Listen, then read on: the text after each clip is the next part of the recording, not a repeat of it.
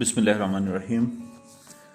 My very dear students and viewers, respected viewers, आज हम जो वीडियो डिस्कस करने वाले हैं ये हमारी पेपर 1 जो आपका ओ लेवल अकाउंटिंग है 7707 कोड, उसकी सीरीज़ चल रही थी हमारी और हमारा टॉपिक नंबर 4 था जो कि है प्राइमरी बुक्स ऑफ एंट्री। इसमें ऑलरेडी 4 जो है ना वो वीडियोस अपलोड हो चुकी हैं, ये 5th वन है और इसमें बहुत इंपॉर्टेंट हम जो है ना वो पॉइंट्स डिस्कस करेंगे जो कि आप देखेंगे कि जब आप एमसीक्यूज़ का पेपर ओपन करेंगे इसका तो ये आपको सामने ऐसी ही चीज़ें नज़र आएंगी और अगर ये आप गौर से देख लें तो आपको उसमें इंशाल्लाह कोई भी कन्फ्यूजन नहीं आएगी, आप अच्छे से उसको हैंडल कर पाएंगे। तो ये आपकी इस सीरीज़ का इस टॉपिक की जो है ना आखिरी वीडियो है। इंशाल्लाह नेक्स्ट वीडियो आपकी जो है ना वो नेक्स्ट टॉपिक कैश बुक है, बहुत ज़्यादा इंपॉर्टेंट है, उसको भी देखना मत भूलिएगा। चलिए, ये अब 16 पॉइंट है, 15 हम ऑलरेडी डिस्कस कर चुके हैं और वो जो पहले की 4 वीडियोज़ हैं इस सीरीज़ की उसे आप देखेंगे। A trader records his profit for the year, he made the following entries in the books in the accounting records. तो आपको पता है कि जितने नॉमिनल अकाउंट्स हैं जिनमें इनकम्स एंड एक्सपेंसेस हैं ये सारे के सारे इनकम स्टेटमेंट में क्लोज हो जाते हैं और उसका या इनकम वाली साइड बढ़ जाती है तो बैलेंस आ जाता है, अगर एक्सपेंस वाली साइड बढ़ जाए तो बैलेंस आ जाता है। जो भी बैलेंस आए उसको आपने कैपिटल अकाउंट के अंदर क्लोज करना होता है, कैपिटल अकाउंट के अंदर आपने ट्रांसफ़र करना होता है। तो ऐसा ही कुछ हुआ कि ट्रेडर ने अपना प्रॉफिट शो किया। प्रॉफिट का मतलब है कि इनकम स्टेटमेंट की क्रेडिट साइड अब बढ़ गई है। क्रेडिट साइड में इनकम्स लिखते हैं ना, तो क्रेडिट साइड उसकी बढ़ गई है डेबिट साइड से। तो अब जो बैलेंस है उसको उसने ट्रांसफ़र करना है, यानी कि अब इनकम स्टेटमेंट को उसने मर्ज करना है या पोर करना है कैपिटल अकाउंट के अंदर। तो अगर उसका क्रेडिट बैलेंस है तो उसको वो करेगा डेबिट इनकम स्टेटमेंट कर देगा जो बुक कीपर है और क्रेडिट कैपिटल अकाउंट कर देगा। तो इन केस ऑफ लॉस क्या होना था फिर कि कैपिटल अकाउंट डेबिट हो जाना था, ये डेबिट हो जाना था और इनकम स्टेटमेंट जो है ना वो क्रेडिट हो जानी थी।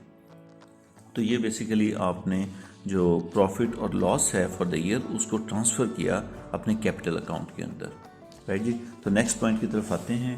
नेक्स्ट पॉइंट भी बहुत ज़्यादा इंपॉर्टेंट है और वो कुछ ऐसे है कि mister P returns goods purchased on credit from W. तो फिर मैं वही बात करूंगा, पिछली वीडियो के अंदर भी मैंने थोड़ी सी इस पर डिस्कशन की थी कि पी ने चीज़ें वापस की हैं डब्ल्यू को। तो अब हमने देखना ये है कि आइदर एग्जामिनर हमें पी की बुक्स मेंटेन करने के लिए कहेगा कि डब्ल्यू की। अगर डब्ल्यू की बुक्स कहेगा या पीज लेजर कहेगा, पी का लेजर, तो फिर हम क्या करेंगे कि पी का अकाउंट बनाएं तो वो डब्ल्यू की बुक में बनेगा। अगर वो कहेगा कि डब्ल्यू का अकाउंट बनाएं तो वो पी की बुक्स बनेगी। तो जिसकी भी बुक्स मेंटेन करनी है हम उसके बुक कीपर होंगे, उसके पॉइंट ऑफ व्यू से देखना। पी ने चीज़ें परचेज रिटर्न वापस की हैं तो अगर डब्ल्यू की बुक्स बनानी है तो डब्ल्यू के लिए वो सेल रिटर्न है, परचेज रिटर्न नहीं है, ये आपने ख्याल रखना। The transaction to be entered in the डब्ल्यूज बुक्स, ठीक है। अब डब्ल्यू के हम अकाउंटेंट बन जाएंगे, हम पी को छोड़ देंगे। तो डब्ल्यू के लिए वो सेल रिटर्न थी तो उसके लिए वो जो बुक पिक करेगा वो होगी सेल्स रिटर्न जर्नल, पहली बात है।